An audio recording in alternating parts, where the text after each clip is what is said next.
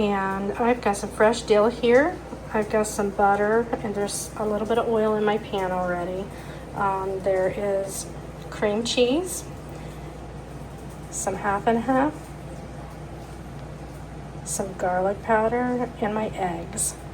And so I'm going to mix the eggs up with just a little bit of cream and the garlic powder and the dill that I'm going to chop up finely.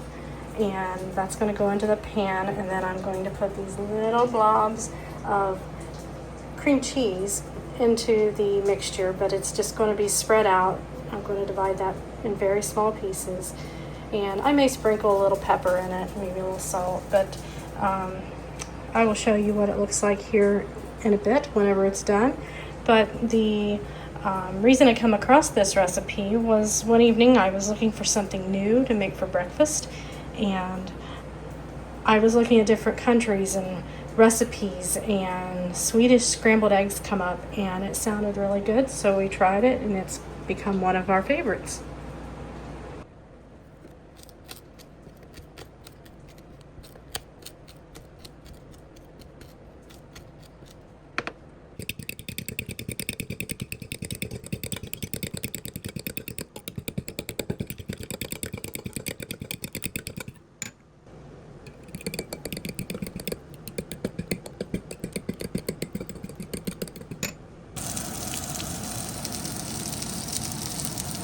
All in the pan with the cream cheese. I'm also making some asparagus from the garden.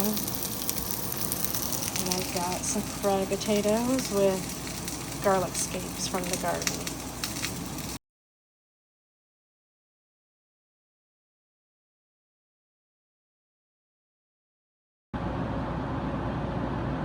And here is the finished product.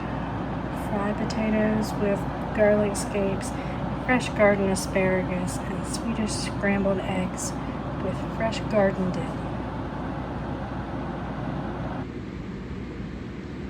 I felt the eggs could use a little seasoning, so I used some of my homemade black trumpet mushroom salt that I used as a finishing salt. Use whatever salt that you would enjoy if you feel that it needs it.